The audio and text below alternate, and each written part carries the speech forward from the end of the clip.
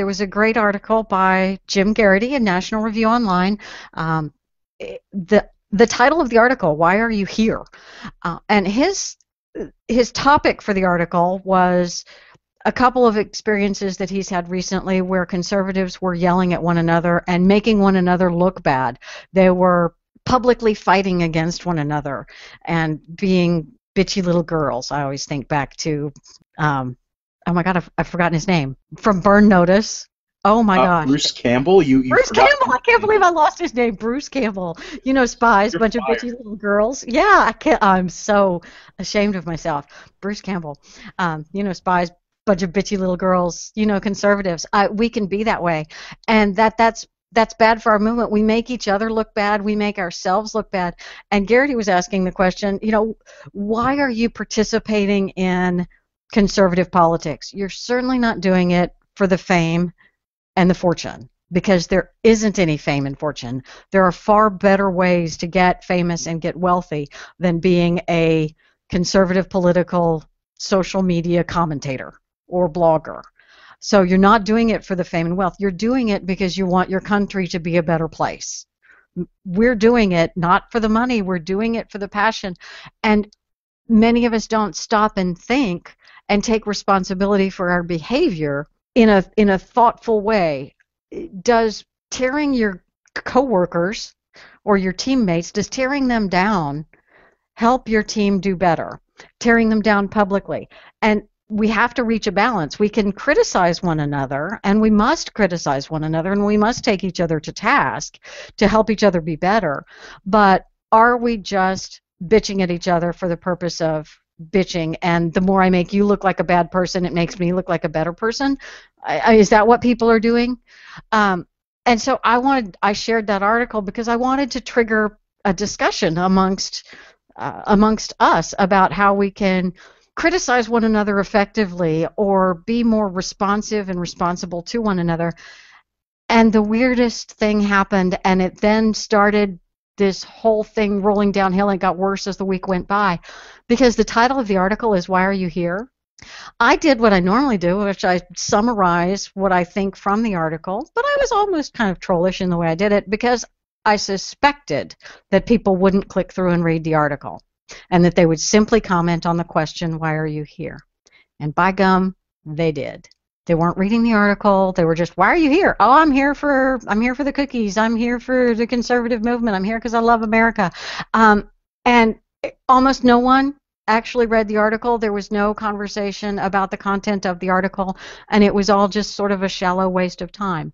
And then there were a couple of other posts throughout the week where one guy posted a liberal graphic, and then the text of his message was what his response had been. So he was sharing to the Conservative Union, "Hey, this is what I saw on a liberal site, and this is the response I gave them. What do you think?" Well, everybody attacked him as if he was a liberal posting in our community. It's like, guys, did you even read the text? He wasn't asking you to follow a link and read some obscure website. Just read the text that accompanied the image. All you're commenting on is the image. You're not even reading the text of the post here. And you've decided that you hate this person, and you're going to accuse this person of being a bad guy and say horrible things about him. You're wrong, you're embarrassing yourself, and now you're making me look bad because I'm a conservative associated with you. This was just a week for me to be kind of disappointed in my fellow conservatives for being very reactionary, not thoughtful, just absolutely posting whatever blatherskite comments they could come up with on the basis of some image or their impression of an image, and then when you call them on it, they get mad at you. Help me not hate my fellow man. Actually, Leslie, I've experienced that too. This summer on Facebook, we actually lost a handful of followers because I shared a meme from MoveOn.org, and I don't remember who the quote was, but it was how they twist the word choice. And so I did the same thing. I said, "This is why we must take the word choice back from the left. They twist it. This is a conservative value, not a liberal one." And I explained how to refute the argument. We must have lost 4 or 5 people. because all they saw was Move On, the party of choice shared MoveOn.org's photo. Exactly. They didn't read the text that you had with it. Oh my God, what do we do? I'm sorry. I've got one that beats both of you guys like all day, all night. It's not even close. I wrote an article about clickbait, and the cover image when you share the thing is a full big picture that has clickbait stamped across the front. The title of the piece was something about Obama going to run for illegal third term, because that was another clickbait title. The words clickbait, the description that I gave when I shared the piece, said it was clickbait. The only thing people read was the title and shared it saying, "Obama, you bastard."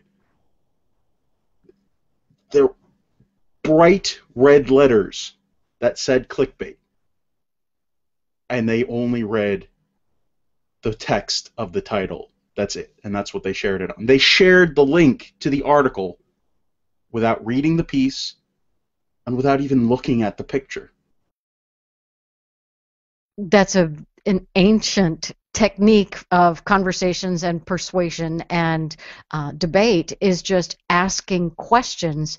And by just asking questions, you can defeat the other guy. You can guide them in the direction you want to take them to and make them prove themselves wrong, which is far more powerful than if you had just told them that they were wrong.